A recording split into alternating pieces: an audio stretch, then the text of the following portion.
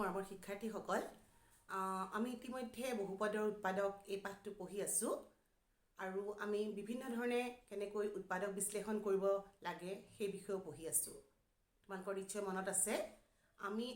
ইতিমধ্যে সাধাৰণ উৎপাদকীকৰণ মানে কেনেকৈ বাছি উলিয়াব লাগে সাধাৰণ উৎপাদক আৰু তাৰ পিছত কেনেকৈ উৎপাদকত প্ৰকাশ কৰিব লাগে সেইটো পঢ়িলোঁ আকৌ আমি দেখিছিলোঁ a plus b whole square বা a minus b whole square বা a square minus b square এই সূত্ৰবোৰ প্ৰয়োগ কৰি কেনেকৈ উৎপাদকত ভাঙিব লাগে সেইটো শিকিছিলোঁ আজি আমি আৰু এটা বেলেগ ধৰণৰ উৎপাদকত বিশ্লেষণ শিকিম সেইটোৰ আকৃতিটো হৈছে তোমালোকৰ x square plus bx plus q আকাৰৰ ৰাশিৰ উৎপাদক বিশ্লেষণ এই ক্ষেত্ৰত তোমালোকে মন কৰিবা এটো সাধাৰণতে আমি পোৱা যিবোৰ আগতে পোৱা যিবোৰ আমাৰ আকাৰ আছিলে ধৰা a plus b whole square by a minus b whole square by a square minus b square হেনেকুৱা আকৃতিত সাধাৰণ নাথাকিলে আমি এটো আকৃতিলৈ যাওঁ এটা এই আকৃতিটোত প্ৰকাশ কৰিবৰ কাৰণে আমি ইতিমধ্যে পাই অহা এটা সূত্ৰ প্ৰয়োগ কৰিব লাগিব সেই সূত্ৰটো তোমালোকৰ নিশ্চয় মনত আছে x plus a into যদি x plus b হয় তাক আমি কেনেকৈ থাকিলে প্ৰকাশ কৰিব পাৰো x square a plus b whole into x plus a into b তোমালোকৰ এই সূত্ৰটো নিশ্চয় মনত আছে আমি এই সূত্ৰটো প্ৰয়োগ কৰিম এতিয়া তোমালোকক মই প্ৰথমতে নিয়মটো ক'বলৈ গৈছো নিয়মটো হৈছে তোমালোকৰ তাৰমানে তোমালোকৰ যেতিয়া এই আকৃতিত দিয়া থাকে x square plus px plus q এই পদ্ধতিটোক আমি কেতিয়াবা মধ্যমান বিভাজন বুলিও কওঁ কিয় তোমালোকে বুজি পাবা এতিয়া যেতিয়া আমাৰ আকৃতিটো এনেকুৱা থাকে x square plus px plus q তেতিয়া আমি কি কৰিব লাগিব প্ৰথমতে আমি এই q2 বা প্ৰথমতে এনেকৈ ক'ব পাৰা প্ৰথমতে ইয়াৰ পৰা আমি দুটা ৰাশি a আৰু b দুটা সংখ্যা এনেকুৱা দুটা সংখ্যা বাছি উলিয়াব লাগিব যাতে হিহঁতৰ পূৰণফলটো তাৰমানে a পূৰণ b a b পূৰণফলটো তোমালোকৰ হ'ব লাগিব q ৰ সমান এটো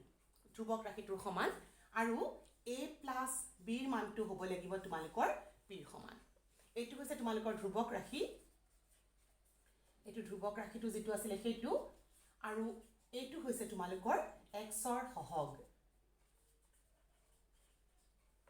ওকে তোমালোকে দেখিছা এই আকৃতিটো কিন্তু তোমালোকৰ সদায় এনেকুৱাকে হ'ব প্ৰথমতে তোমালোকৰ এটা পদৰ বৰ্গ আছে ক্ৰমে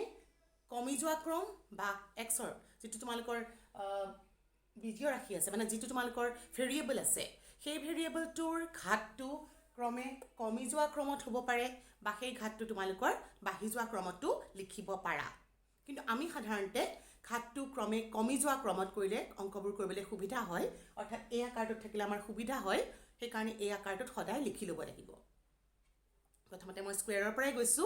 x স্কয়াৰ ঘাত 2 আছে তাৰ পিছত x ঘাত x ৰ ঘাত 1 আছে আৰু তাৰ পিছত q ইয়াতে x নাই অৰ্থাৎ x ৰ ঘাত 0 আছে 2 1 আৰু 0 ক্ৰমে কমি গৈছে এই আকাৰটোত প্ৰকাশ কৰাৰ পিছত তুমি সদায় চাবা তোমালোকৰ এই ধ্ৰুৱক পদটো কি আৰু x ৰ সহগ কি তুমি দুটা সংখ্যা a আৰু b এনেদৰে বাছি উলিয়াব লাগিব যাতে a আৰু b ৰ পূৰণফলটো q ৰ সমান হয়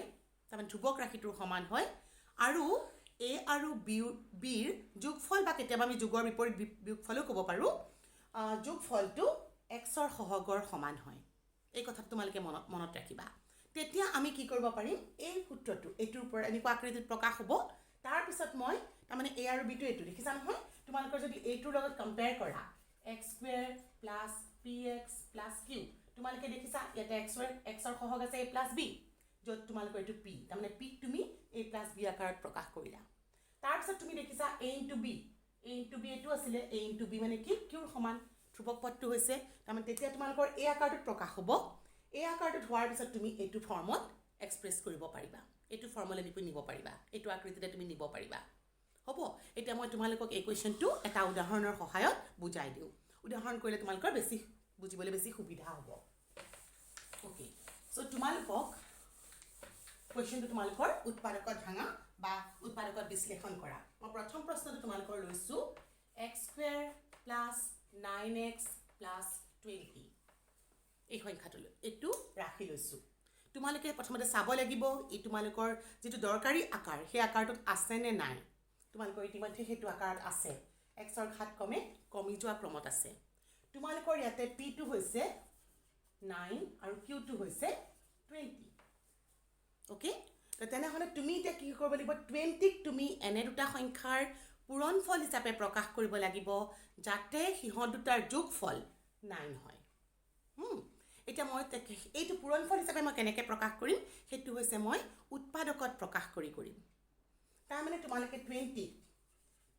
তোমালোকে কেনেকৈ লিখিব পাৰা উৎপাদকত বিশ্লেষণ কৰিব খুজিলে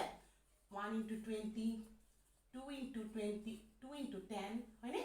2 into 10 3ৰে হৰণ নাযায় উৎপাদকত ভাঙিছোঁ 4ৰে হৰণ কৰিলে হৈ গ'ল 5 তাৰপিছত তোমালোকে 5ৰে 5টো এতে পাই গ'লা গতিকে 20ৰ উৎপাদকবোৰ কি পালা এটা পেয়াৰ হ'ল 1 into 20 ছেকেণ্ড পেয়াৰটো হ'ল 2 into 10 থাৰ্ড পেয়াৰটো হ'ল 4 into 5 তাৰমানে তোমালোকে এইকেইটা সংখ্যা পূৰণ কৰিলে 20 পাব পাৰা এতিয়া এই পেয়াৰ কেইটাৰ ভিতৰত তুমি চোৱা কোনটো পেয়াৰৰ যোগফল বা বিয়োগফল তোমালোকৰ 9 হয় তোমালোকে দেখিছা এইটো 1 plus 20 কৰিলে 21 হ'ব যোগ কৰিলে বিয়োগ কৰিলে বা পাৰ্থক্য ওলালে হ'ব 19 20 বিয়োগ 1 19 ঠিক তেনেকৈ 2 আৰু 10 যদি লওঁ যোগ কৰিলে পাম 10 যোগ 2 12 আৰু বিয়োগ কৰিলে পাম 10 বিয়োগ 2 8 পোৱা নাই 4 আৰু 5 যোগ কৰিলে মই পাই গ'লো 9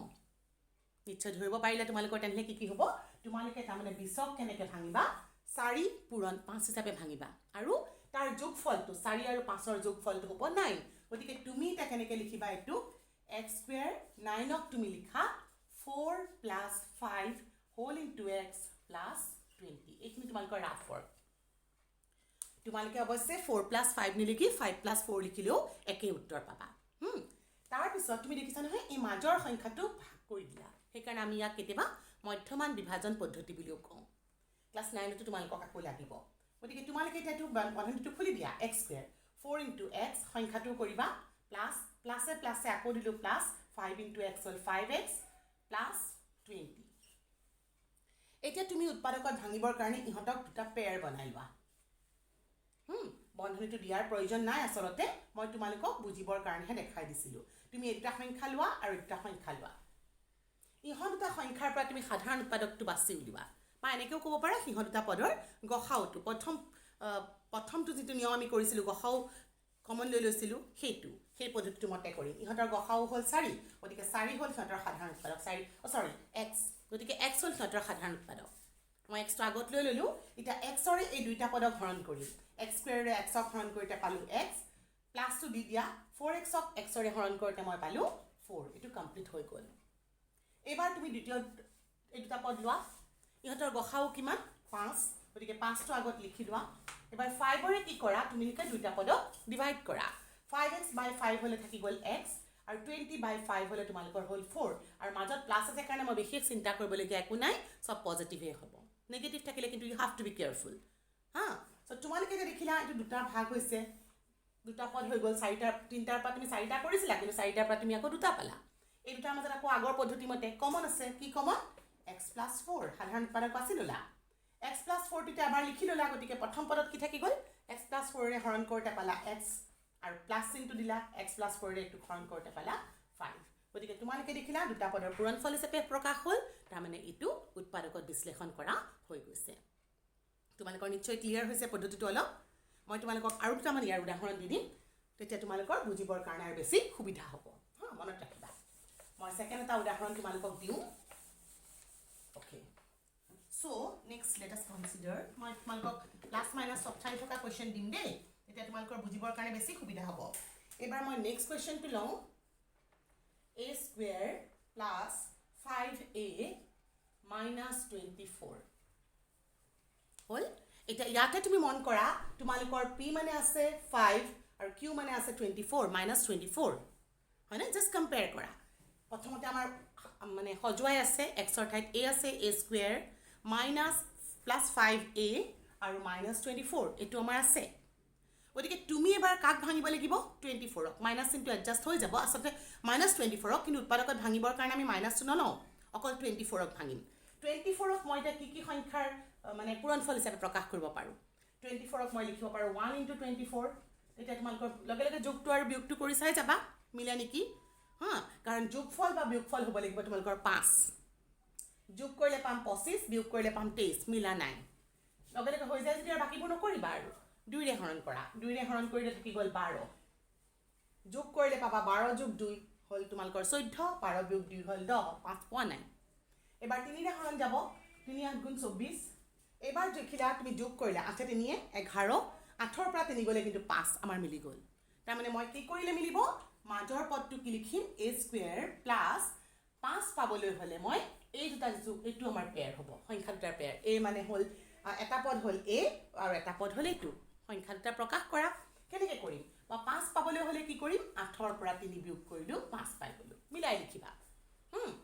সংখ্যাটো এডজাস্ট হৈ যাব তেতিয়া -24 তাৰ মানে মই কি উৎপাদক ললো আসলতে মই ললো 8 আৰু -3 পূৰণফল দেখিলা -24 অৰিজিনেলি লাগিছিল যেটো আমি পাই গলো হৈছে এতিয়া তুমি বন্ধনীটো খুলি দিয়া কিন্তু তুমি নেগেটিভ থাকিলে you have to be careful plus into 8a plus A minus A হল -3 ইনটু 8 3a -24 আকৌ পেয়াৰ বনোৱা স্টাৰ্ট কৰা এই দুটা আৰু এই দুটা প্ৰথম দুটাৰ গসাউ হল a এটো কমন ললা সাধাৰণ উৎপাদক বা গসাউ তুমি কৰিলা তাৰপিছত a ৰে ডিভাইড কৰিলা a থাকিল প্লাস ইনটু প্লাস হল আৰু ইহত দুটাৰ গসাউ কিমান -3 আৰু -24 ৰ গসাউ হল -3 সো -3 টো তুমি কমন ললা বন্ধনীত কি থাকিব -3 ৰে -3 এ হৰণ কৰি দিয়া -3 কাটা গল থাকি গল a এবাৰ তুমি ইয়াতে সো -24 ক মই -3 ৰে হৰণ কৰিলো মাইনাস কাটা গল 8 তাৰ মানে মাইনাস কাটি গল যোগ থাকিল হৈছে ওকে সো এতিয়া আমাৰ দুটা পদ হৈ গল আকৌ আগৰ পদ্ধতি মতে কি কৰিম a + 8 * a - 3 পূৰণফল হিচাপে প্ৰকাশ হৈ গল তাৰ মানে আমাৰ উত্তৰটো এইটোই হ'ব তোমালোকক মই আৰু এটা এনেকুৱা টাইপৰ উদাহৰণ দি দিছো আমাৰ এক্সাৰসাইজত বহুত অংক আছে সেইবোৰ আমি লাহে লাহে কৰি থাকিম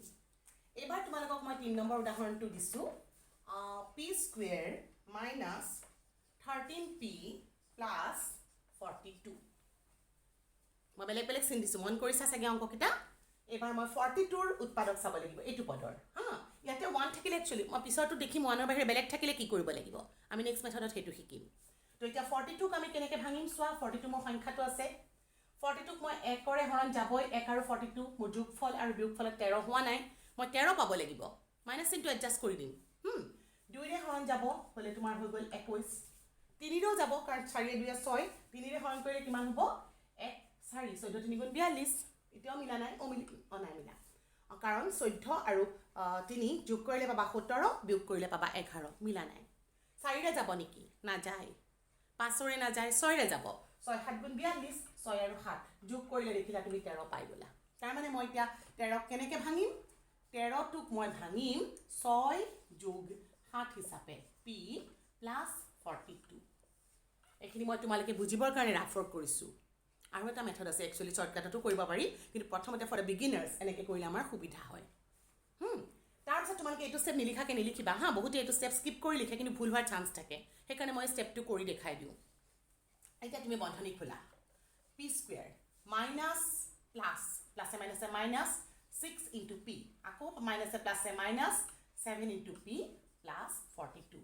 চিনটো কৰিব কেতিয়াও নাপাহৰিবা this is very important okay so এতিয়া আমি এইটো ললো ইহঁতৰ গসাউ হল p সো p টো মই সাধাৰণ পদক আগত লিখিলো p ৰে হৰণ কৰিলো p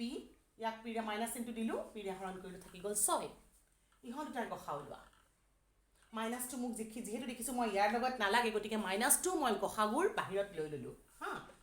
7 -7 ৰে মই -7 p ডিভাইড কৰিলো কি থাকি গল অনলি p প্লাসে মাইনাসে এবাৰ হ'ব মাইনাস 42 বা এনেকৈ ভাবিব পাৰা 42 + 42 - 7 ৰে ডিভাইড কৰিলে কিমান থাকি গল -6 এবাৰ ইহঁত দুটাৰ সাধাৰণ উৎপাদক হৈ গল কিমান p - 6 আৰু এটো হল p - 7 তো পূৰণফল হিচাপে প্ৰকাশ হল তাৰ মানে আমাৰ উৎপাদক সদ বিশ্লেষণ কৰা হৈ গৈছে মই ইয়াৰ তোমালোকৰ নেক্সট ক্লাছটোত এইটো ধৰণৰে কিন্তু মাত্ৰ যেতিয়া x² ৰ সহগ 1 নহয় তেনেকুৱা আকৃতি উৎপাদক বিশ্লেষণ কেনেকৈ কৰিব পাৰি সেইটো ডিসকাস কৰিম আৰু সেইটো জানিলে তোমালোকৰ এইটো সহজেই পাবা হ'ব থ্যাংক ইউ